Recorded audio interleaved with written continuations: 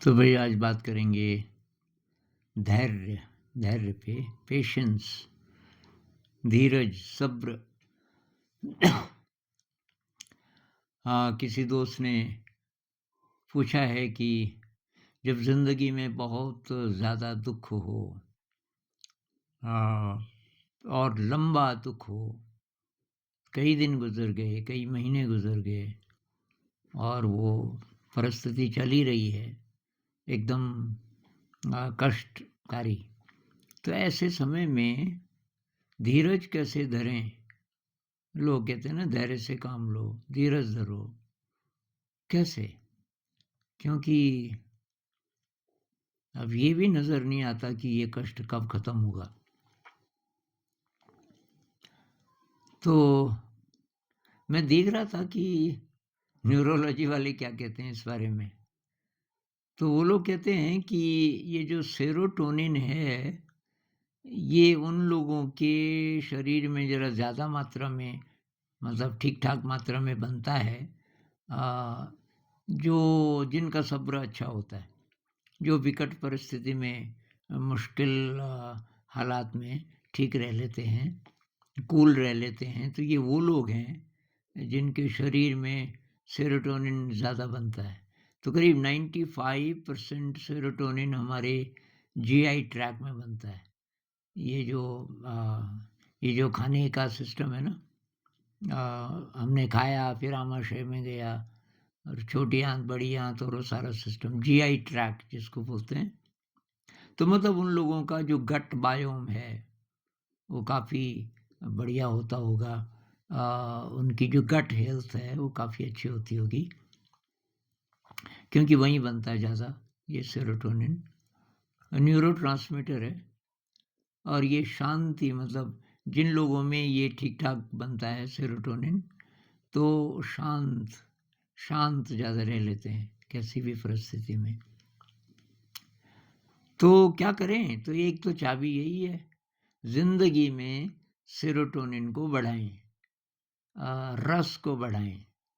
तो जिन-जिन चीज़ों में रस आता है, जो-जो चीज़ें आपका पैशन है, थोड़ा-सा उनको अपनाइए अपनी ज़िंदगी में। अच्छा क्या-क्या लगता है, वो हम बढ़ाते जाएँगे, तो धीरे-धीरे और भी है न्यूरोट्रांसमीटर्स जो बढ़ेंगे। जैसे ये है आपका गाबा है, डोपामाइन है, इत्यादि। ऑक्सीटोसिन है, लेकिन मुख्य रूप से ये सेरोटोनिन। सेरोटोनिन पर कैसे?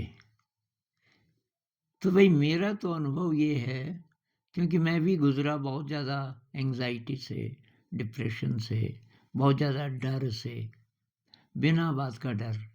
बाहर चाहे सब ठीक ठाक है तब भी डर। विश्वास, किसी बड़ी शक्ति पर अगर आपको विश्वास हो जाए। अब लोग कहते हैं मैं तो नहीं मानता जी, मैं तो नास्तिक हूँ। कोई बात नहीं है, एक्सरसाइज के तौर पे मान लो कि जिस तरीके से बहुत सारी चीज़ें हैं जो हम देख नहीं सकते लेकिन होती हैं, जैसे इलेक्ट्रोमैग्नेटिक वेव्स, जिससे ये इंटरनेट पॉसिबल हुआ। तो है ना चमत्कार। आपने ये अभी वीडियो में अपलोड करूँगा और ये पूरी दुनिया में लोग देख सकते हैं विद इन सेकंड्स। ये चमत्कार है। ये चमत्कार पॉसिबल हुआ क्योंकि नेचर में कमाल की चीज़ें हैं। इलेक्ट्रोमैग्नेटिक वेव्स, इनका पता थोड़ी था इंसान को। भई आज से 300 साल पहले थोड़ी पता था कि ऐसा भी हो सकता है कि हम अ, अपनी बात को तुरंत पूरी दुनिया में पहुँचा दें। ऐसा था ही नहीं। तो इसी प्रकार से पता नहीं क्या-क्या है। तो अगर हम एक्सरसाइज़ के तौर पे ये मान लें कि भई पूरा ब्रह्मांड मेरी रक्षा कर रहा है, पूरा ब्रह्मांड उससे मैं जुड़ा हुआ हूँ, तो ब्रह्मांड ज़रूर प्रभावित कर रहा है मुझे। लॉजिकली भी देखो ना, भई सूरज की रोशनी हमें प्रभावित करती है। सूरज की रोशनी पूरी पृथ्वी को, हर चीज़ को प्रभावित करती है, हर चीज़ फिर हमें प्रभावित करती है। डायरेक्टली सूरज हमें प्रभावित करता है। सूरज ने पृथ्वी को और पृथ्वी ने सूरज को खींचा हुआ एक बैलेंस है गुरुत्वाकर्षण का, जिस पर ये सब टिका है। मैं सो जाता हूँ तब भी साँस चलती रहती है, कुछ तो है। कोई अज्ञात शक्तियाँ हैं जो जो मेरे जीवन के साथ जुड़ी हैं, जिनका कुछ डायरेक्ट लेना-देना है मेरी ज़िंदगी से। नहीं तो साँस क्यों चलती रहती सोए हुए में? मैं तो नहीं लेता साँस, मुझे पता भी नहीं, मेरा शरीर कहाँ है? सपनों की दुनिया में खोए रहते हैं हम तो। साँस फिर भी चलती रहती है। तो कुछ है, कोई सिस्टम है, कोई एनर्जी फ़ील्ड है, कोई सुपर इंटेलिजेंस है, जो इस पूरे ब्रह्मांड को बैलेंस में रखे हुए है, जिसके बेसिस पे ज्योतिषी लोग अपनी बात बोल पाते हैं। जिसके बेसिस पे हम कहते हैं कि भई ये जो कॉमेट है, हेलीज़ कॉमेट कुछ बहुत साल पहले ऋषि वैली में जब मैं था, तो उस समय की हेलीज़ कॉमेट आने वाला है। एक टीचर के पास टेलीस्कोप था, उसने कहा रात को देखेंगे उसको। तो अब कैसे पता चल जाता है कि हर 76 ईयर्स में या कितने भी साल में वो दोबारा आएगा? क्योंकि ब्रह्मांड की गतियाँ, कॉन्स्टेलेशंस की ये तारों की, खगोलीय पिंडों की जो गतियाँ हैं, वो इतनी प्रिसाइज़ हैं। कैसे? कोई इंटेलिजेंस है। कैसे भी करके अगर आप विश्वास कर लो किसी शक्ति पर कि भई वो जो करेगी ठीक करेगी। ठीक करेगी का मतलब ये नहीं कि जो आपकी इच्छा है, कि जी ब्रह्मांड पे छोड़ दिया मैंने, अब ब्रह्मांड रक्षा करेगा, मैं पास हो जाऊँगा एग्ज़ाम में। पास होने की बात हम नहीं कर रहे। पास हो जाओ, फ़ेल हो जाओ, जो भी हो वो मुझे एक्सेप्टेबल है। मेरी ज़िंदगी में जो भी हो वो मुझे एक्सेप्टेबल है, ये वाली अप्रोच। ये नहीं कि जो मुझे अच्छा-अच्छा लगता है वो हो, तब तो एक्सेप्टेबल है, अब वो ना हो तब नहीं। कि मैं पूजा करूँ कि मैं पास हो जाऊँ और बाद में मैं बोलूँ यार कहाँ है भगवान? मैंने तो इतनी पूजा की कुछ हुआ ही नहीं। भई वो तो आप अपने सीमित दिमाग से अपने स्वार्थ के लिए मान रहे हो, वो नहीं।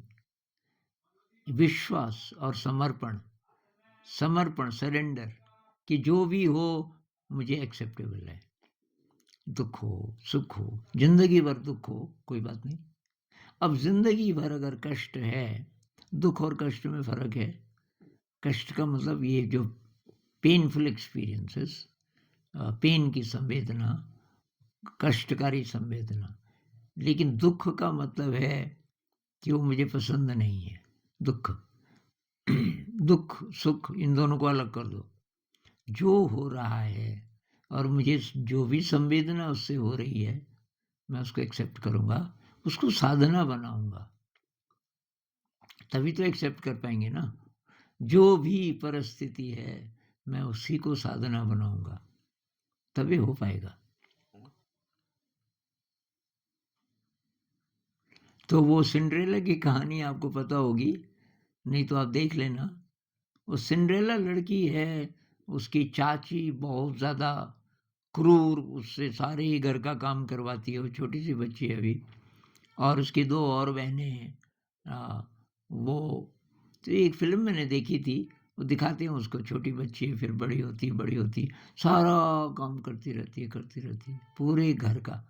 लेकिन उसके माथे पे कभी शिकन नहीं आती, कभी उदास नहीं, एकदम खुश। और कोई परी है जो उसकी मदद करती है, अदृश्य रूप से, उसको पता भी नहीं चलता।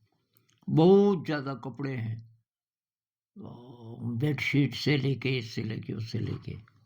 चाची कहती है, "ये दो फटाफट।" वो कहती है, "हाँ चाची।" चाची के प्रति फिर भी उसके मन में प्यार, दोनों बहनों के प्रति फिर भी प्यार, जो चाची की बेटियाँ होती हैं 2। एक बिल्ली भी होती है उस घर में, उसके लिए भी बहुत प्यार। सबकी सेवा करती रहती है और खुश, हमेशा खुश। और उसको तो हेल्प जो मिलती है वो सिंबॉलिक हो सकता है।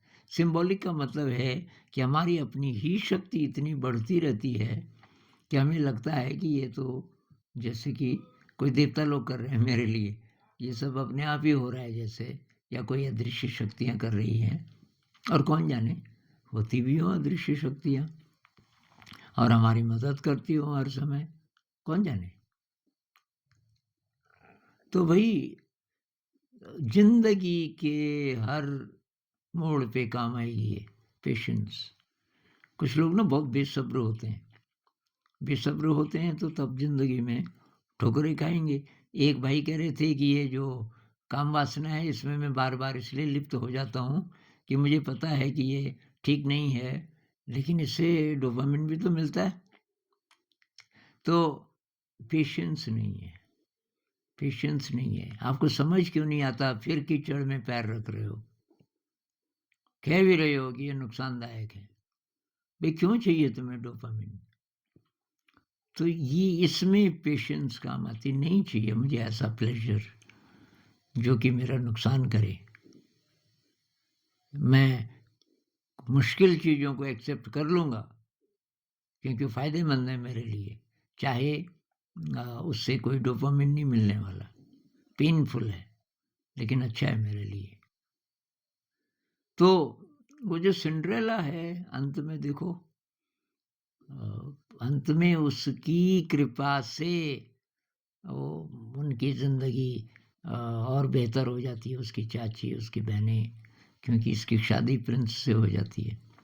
तो ये जो कहानियाँ हैं ना परी कहानियाँ वगैरह-वगैरह, ये केवल मनोरंजन के लिए नहीं है। इनमें से जो कुछ-कुछ कहानियाँ जैसे ये सिंड्रेला बहुत सिम्बॉलिक हो सकती है। और हमारे सामने ऐसे एग्ज़ाम्पल भी हैं पेशेंस के। अब जैसे रमन महर्षि है, तो रमन महर्षि जी को तो कैंसर हो गया था। आखिरी कुछ सालों में एकदम शांत रहे वो अंत तक। कैंसर से कष्ट बहुत ज़्यादा हो रहा होगा, लेकिन वो कहते थे कष्ट तो शरीर को हो रहा है, मुझे थोड़ी हो रहा है। अब उस लेवल का रियलाइज़ेशन तो पता नहीं हमको कब होगा कि मैं शरीर नहीं हूँ, मैं मन भी नहीं हूँ, मैं प्योर कॉन्शियसनेस हूँ। कॉन्शियसनेस को कभी कोई छू नहीं सकता, कोई कष्ट कभी हो ही नहीं सकता। तो वो तो पता नहीं, लेकिन हम विश्वास तो कर सकते हैं ना। विश्वास कर सकते हैं कि ये जो भी मुझे हो रहा है मेरे लिए अच्छा है। कष्ट कैसे अच्छा है? भई कष्ट के 2 कारण हो सकते हैं। मतलब 2 अप्रोचेस। एक कारण तो ये है कि मैंने ही ये बीज बोए। जो बुद्धिस्ट लोग कहते हैं ना, कभी न कभी ऐसे कर्म किए होंगे मैंने, जिसका ये रिज़ल्ट है। अब मैं रिएक्ट ना करूँ, इस कष्ट को अगर मैं एक्सेप्ट कर लूँ, तो बस वो जो गड़बड़ कर्मों का असर है, वो यहीं ख़त्म हो जाएगा। एक चीज़ तो ये। दूसरी चीज़ ये कि कष्ट को मैं साधना बनाऊँ, क्योंकि जो सुख है उसमें इंसान के सोने का खतरा है। सुख सुला देता है, दुःख कम से कम जगा के रखता है। कष्ट है, कोई बात नहीं। उस कष्ट को ही आप ध्यान बनाओ जैसे विपस्सना में होता है, कि वह सेंसेशन पेनफुल है या प्लेज़रेबल है। आप उसको ऑब्जेक्टिवली ऑब्ज़र्व कर रहे हो। आप उसको तटस्थ भाव से, साक्षी भाव से देख रहे हो और कष्ट हो रहा है, कोई बात नहीं है। तो ये विश्वास भाई कि जो होगा, उसी की मर्ज़ी से होगा। उसी की मर्ज़ी से होगा कि मेरे पिछले कर्मों के कारण होगा, दोनों एक ही बातें हैं। क्योंकि जिसको हम उसकी मर्ज़ी बोलते हैं ना, उसी को बुद्धिस्ट भाषा में ये कहते हैं कि ये मैंने अपने लिए बनाई ये परिस्थिति। मैंने कभी ऐसे कर्म किए जिसका ये रिज़ल्ट है।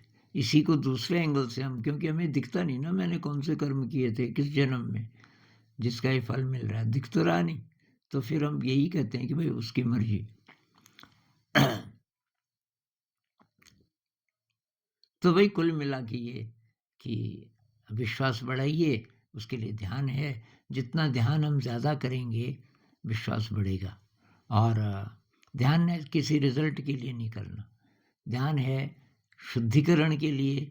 जितना शुद्धिकरण होगा, उतना क्लैरिटी आएगी और ये विश्वास और ज़्यादा मज़बूत होता जाएगा। न्यूरोलॉजी के हिसाब से हमारा ब्रेन रीवायर होगा। ब्रेन में एक प्रकार की सुव्यवस्था आएगी तो सुपात्र बन जाएगा। हमारा ब्रेन अब ज़्यादा मात्रा में दिव्य शक्तियों को डाइजेस्ट कर पाएगा। अच्छे न्यूरोट्रांसमीटर्स बनेंगे और हमारा जो बॉडी माइंड है वो बहुत ज़्यादा एनर्जाइज्ड हो जाएगा। तो तब बहुत आसान है विश्वास करना, क्योंकि बहुत एनर्जी है आपके अंदर। तो तब सब्र आसान है। तब हम धीरज धर सकते हैं, भाई जो भी होगा देखा जाएगा। नमस्कार।